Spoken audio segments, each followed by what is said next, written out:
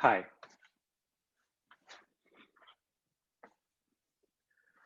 Hi. Welcome to my talk. My name is Azeem Jiva. I am a software development manager for the Graviton JVMs. My talk is Dockerizing your JVM, specifically on ARM64 hardware. I'm going to talk about areas of concern, how you can fix them, what you can do to simplify your deployment, and what does this all mean? Let's get started.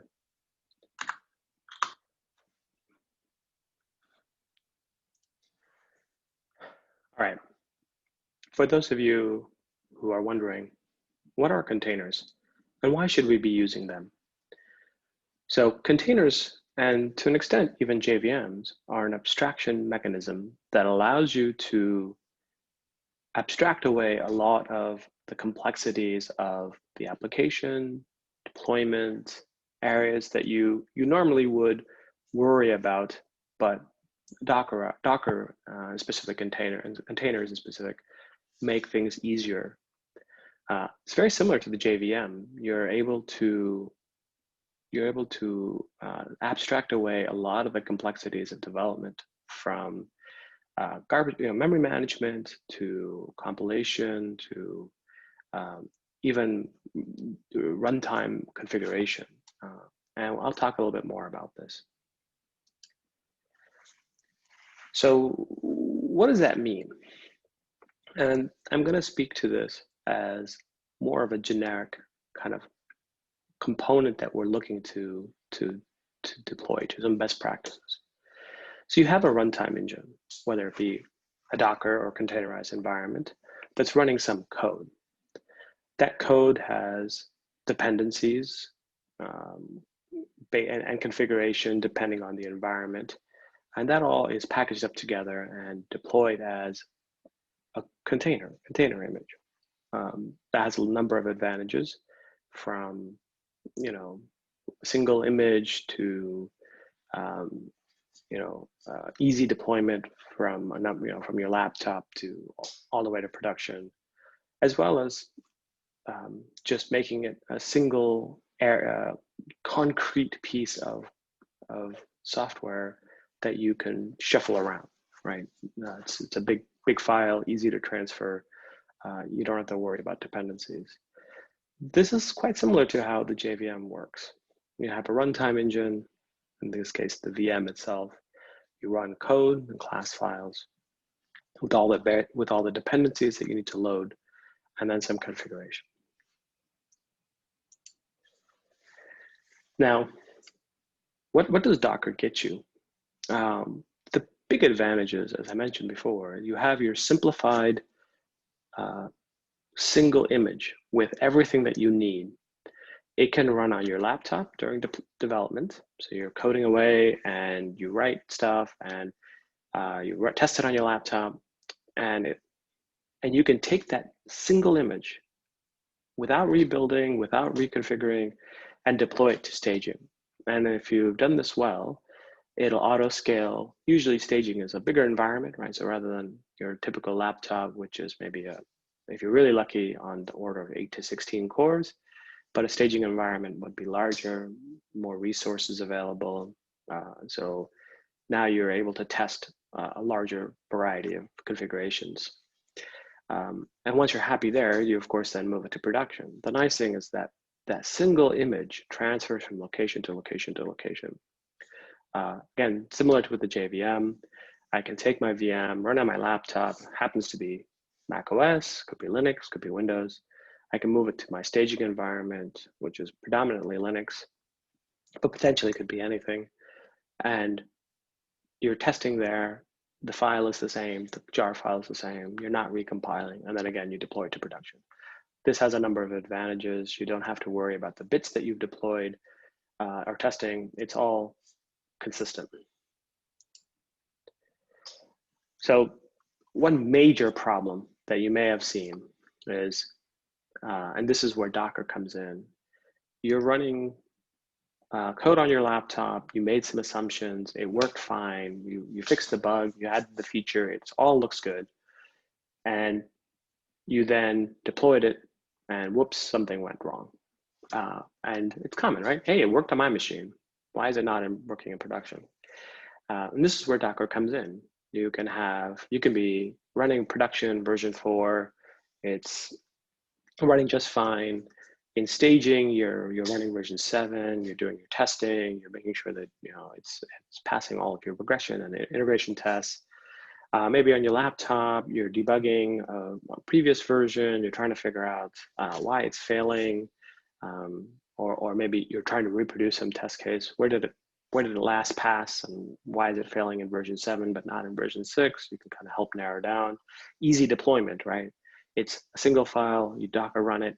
It runs and does what it needs to, and you can have your application up and running. You can quickly cycle through the different versions, and then again, that same image is moved from version to different environments.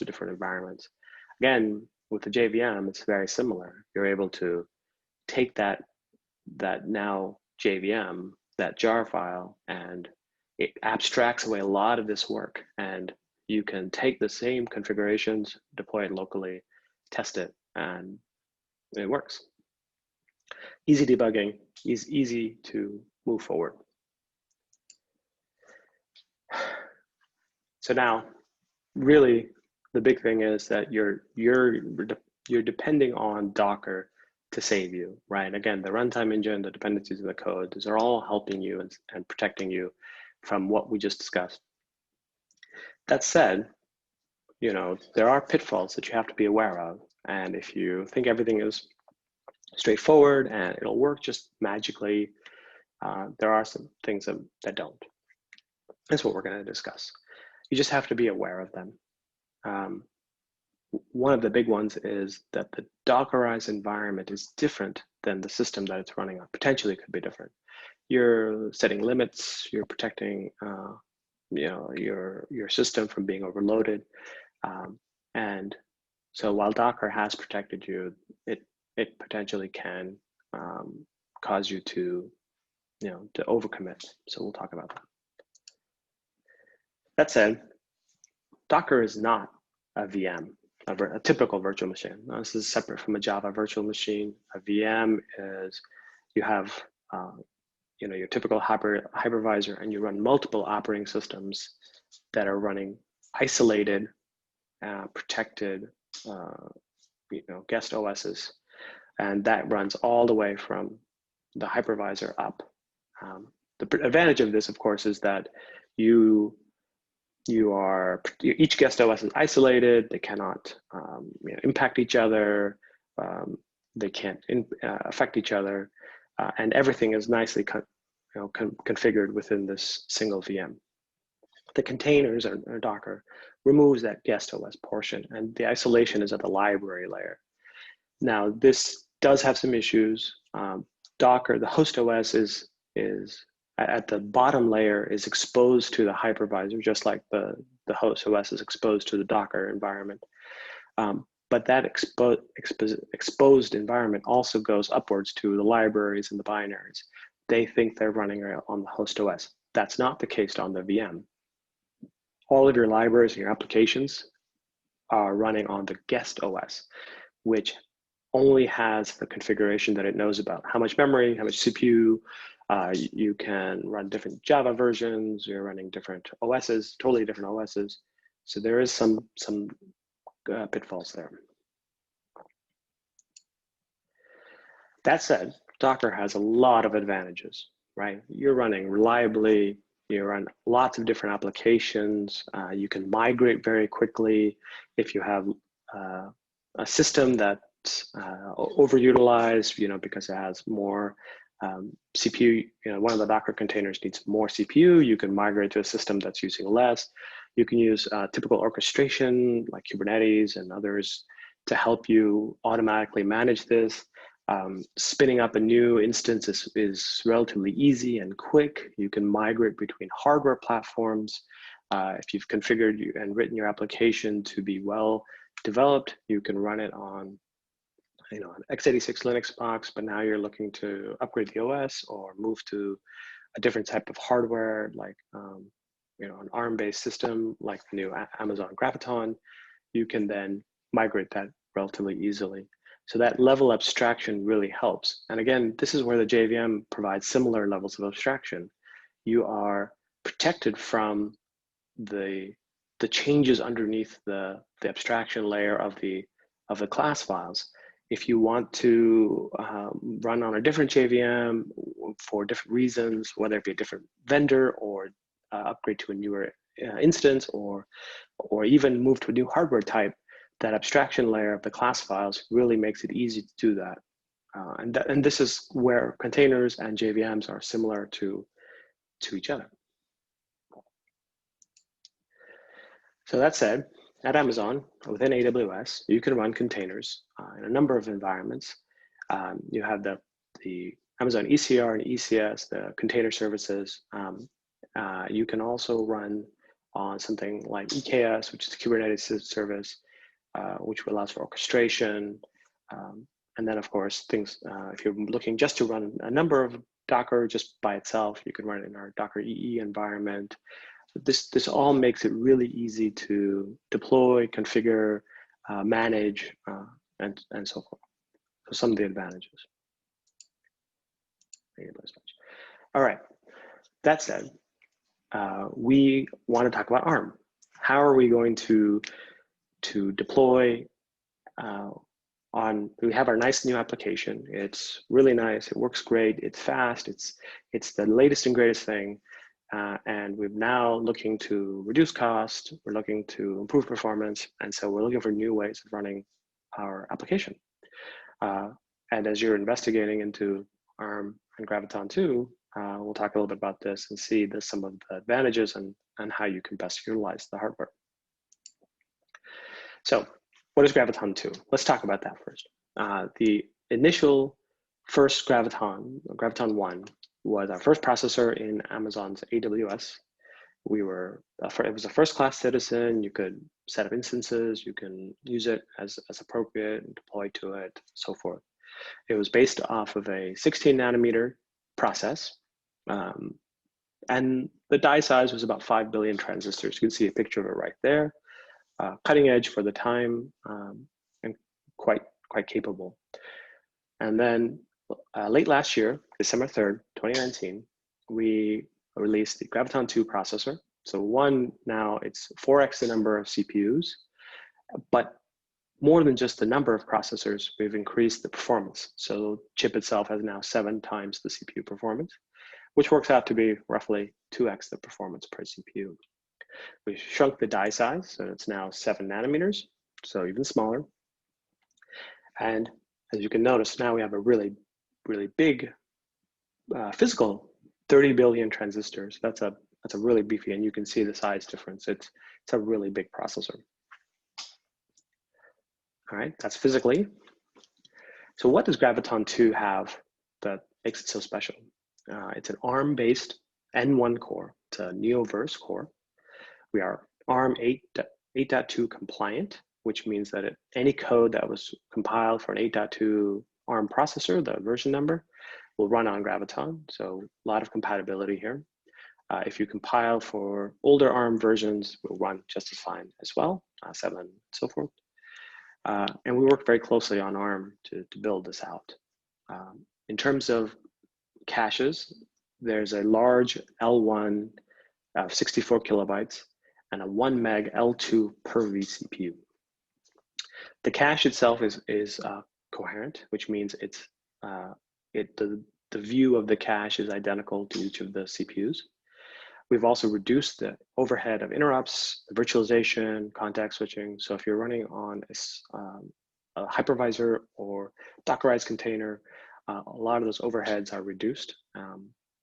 And the Graviton 2 is a superscalar, very wide, four instruction dispatch with 8 wide issue. The SIMD instruction, the single instruction multiple data, we have dual issue. So you can execute 2 of those instructions at once. And then we have a number of instructions that can accelerate our machine learning inference, so in 8 floating point 16. And one advantage is each vCPU is a physical core. We don't do SMT What that means is the performance is identical from one CPU to another. Each one has all of what we talked about in terms of instructions and dispatch and so forth.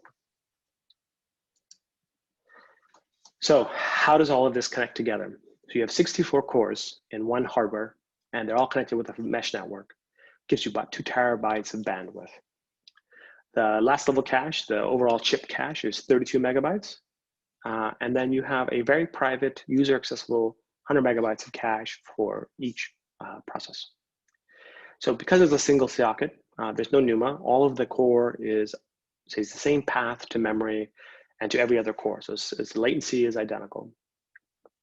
And then accessing hardware on the motherboard, you have 64 lanes of Gen 4 PCIe. You can have lots of configurations, instance differences, and so forth. Again, some more pictures of the die itself and then associated chiplets. Right. Finally, memory bandwidth. The Graviton 2 has a 8 times DDR4 3200 channels. That's significantly over your typical desktop, giving you 200 gigabytes a second. All of the DRAM is always encrypted with AES-256 with a rotating ephemeral key. So you can be sure that nobody can read that memory, at least not without decrypting the key. And again, all of the memory, because it's not a NUMA, because there's no NUMA concerns, a single socket, all of the memory access is identical. There's no chip-to-chip hopping or any memory latency there. The hardware has 1 terabits of compression accelerations. And if you have a larger instance type, so 2x large or larger, you'll actually have access to one of those compression devices, accelerators. All the Linux kernel drivers are available, so you can do configuration and read the perf counters, all the typical stuff that you might want to do to be able to get better system details, performance, and so forth. And then also the onboard data compression is at 15 gigs a second with decompression at about 11 gigs a second. So really a high-end server with everything that you could need to accelerate your hardware, your application. All right, so the ARM ecosystem is quite large. We've worked with a number of the ISVs to get support for the hardware instance. So there's Amazon Linux 2, Ubuntu, Red Hat, SUSE. If you're looking into doing hypervisor setup, the VM, you can do ESI, ESXi, all sorts of support for every and all platforms through our OSV and ISV partners. Additionally, we've, as I mentioned, worked to support containers through Docker, both the Amazon Elastic Container Service as well as the Kubernetes service. You can deploy on one of these hardware types through either of these services. Also, we work with the Amazon tools and software, and we have a large number and growing set of tools that you can use to understand your instance types. You can see a list there. And of course, more specifically for me, Amazon Corretto OpenJDK. We've worked on improving support. We've added our own optimizations. We're looking to work on with the community to make these available and broadly available. All right. And here's what the configurations look like. They go from small at M6g medium at 1 vCPU, and then of course all the way to a 16x large, which is the full system at 64 gigs. And these are subject to change, but as of today, these are what the configurations look like. All right. So all that's great. And I did mention that our Corretto is, we worked to support Graviton and other ARM types. So what does that mean for you? What does that get you? And what are some of the challenges? So all this background is great, but what are some challenges that you might run into when deploying to something like either a Graviton or other type of system using Docker on a JVM? All right. So what are the benefits? Well, everything we discussed, right? You have a nice abstraction layer that protects you from migration. It makes deployment much easier. You can go from desktop to QA to production environments very easily, simplify all of that. So what are some of the downsides with running the JVM in a Docker environment? Because we don't have a shared JVM across all of the Docker images, you do have a larger size because the Docker image has to contain the VM as well. That could be an advantage because that allows you to configure each service with the right JVM, specific version, helps you with migration. So that isn't necessarily a bad thing.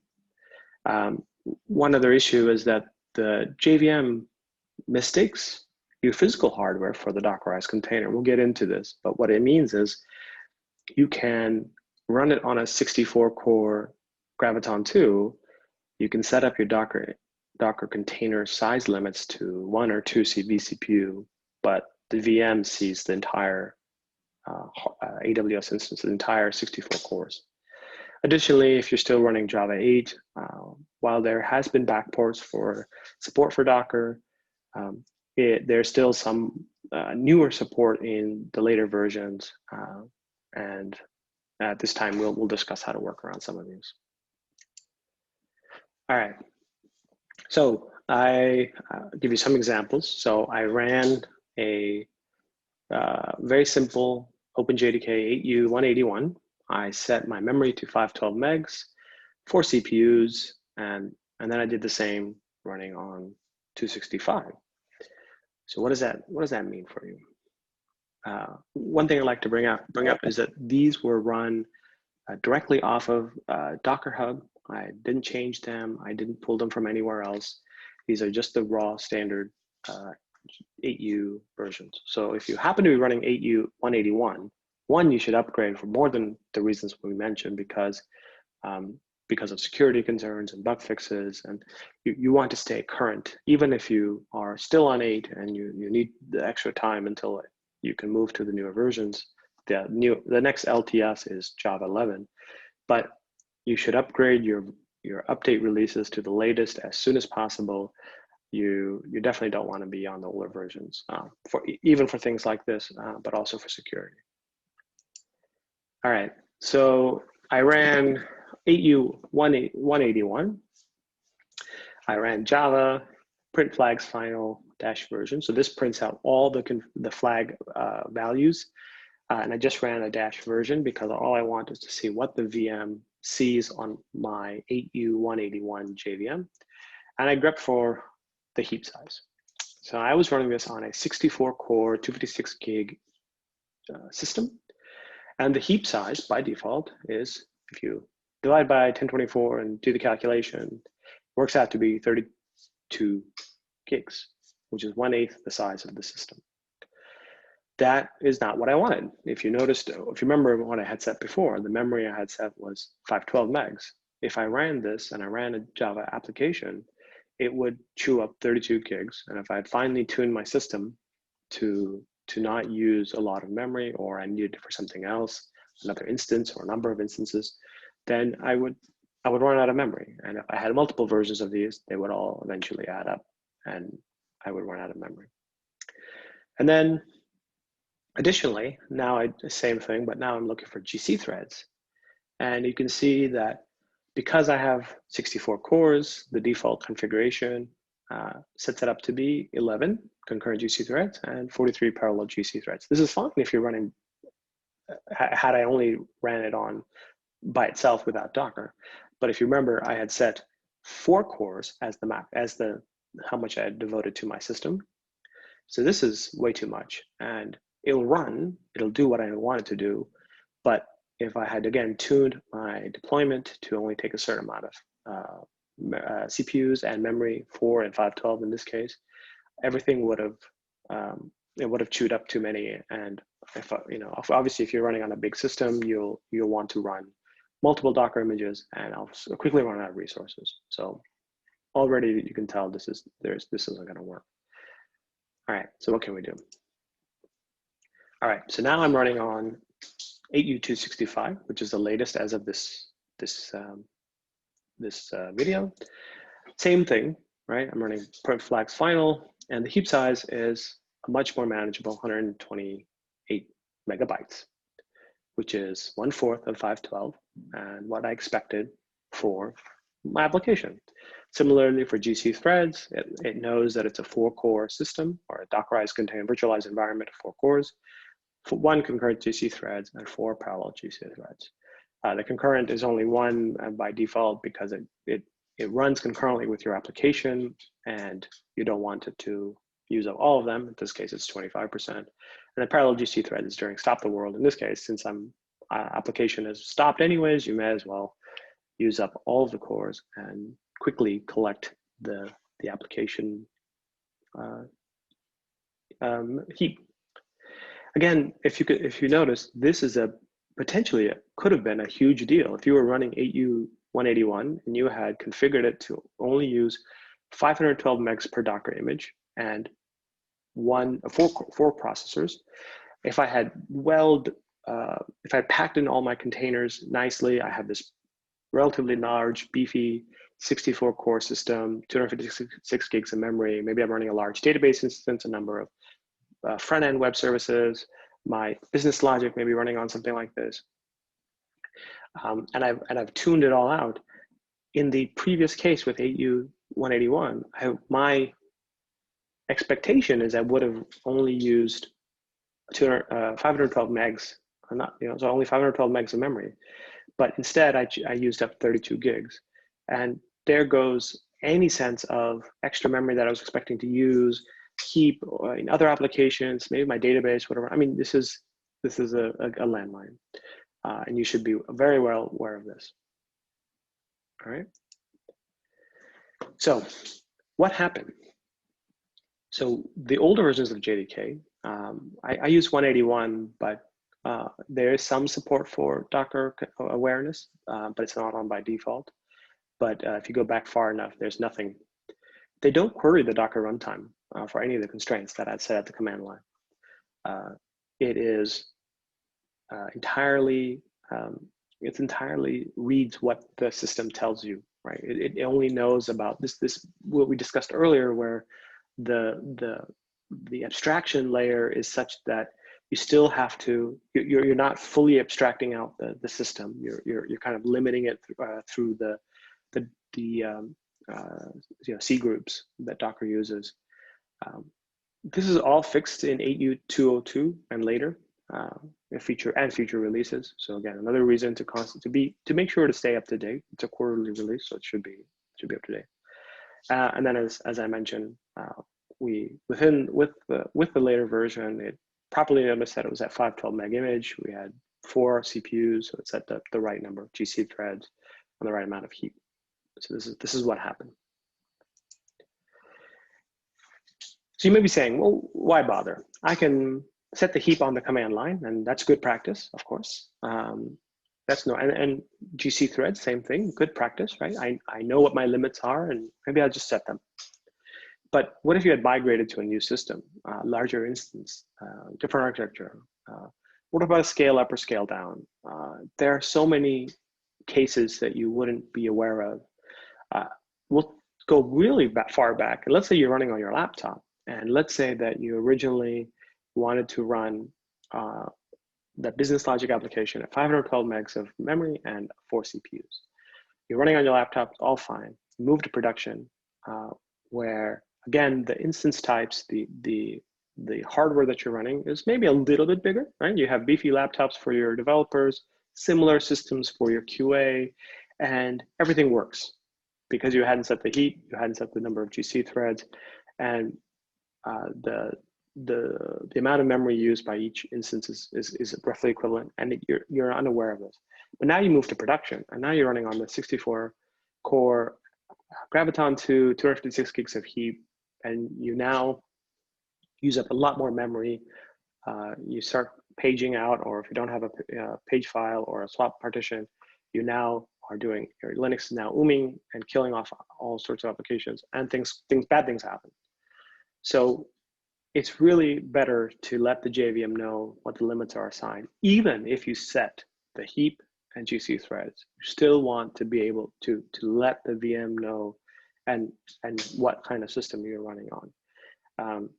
Again, you know, focus on making sure that you're running in the right environment. All right, and really what it is the JVM is really tunes itself. It is quite, and the newer versions, of course, are very good at this.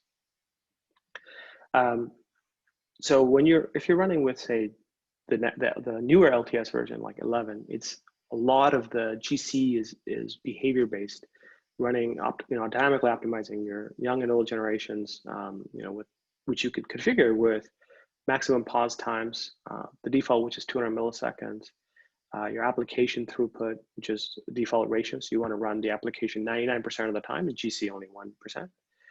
And multiple other options that are set for default based off of the automatic tuning that the JVM does. And by not letting the JVM know how much real memory you can use, how much processor it has available to it, processing time, you're really hurting yourself with things like this. If you're running JDK 8 and you're using G1 and the system thinks it has a lot more memory than it does, the assumptions will be wrong. If it thinks it has more cores than it does, the assumptions will be wrong. And this is one of the big reasons. This is really one of the big reasons. You cannot tune every aspect of the JVM, and you don't want to. You really want to let the JVM do it by itself. All right, now we're going to go into the container world. All right, so what does this all mean? I want you to understand a few things and kind of take away from this talk. In general, you should be using the latest Java version, the latest LTS, or even the latest 6-month cycle. But that said, if you are set to a specific Java version, whether it be JDK 8 or earlier, make sure you have the latest security fixes with the update releases. You want to stay relatively current with where you're running. That's a big deal. All right, so in summary, I want everybody to make sure they're running the latest Java version. It has a large abstraction layer, both with using containers and the JVM, where you can abstract away all of this difficult stuff, but you have to be using a new enough version to make this simple. You really, with the JVM and with containers, you're able to migrate between different systems very easily. You can go from a small laptop to a QA environment to a deployment environment, even between different architectures.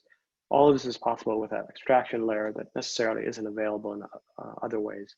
And then you can move to your hardware architecture that works best for your workload, for your environment, and your cost structure.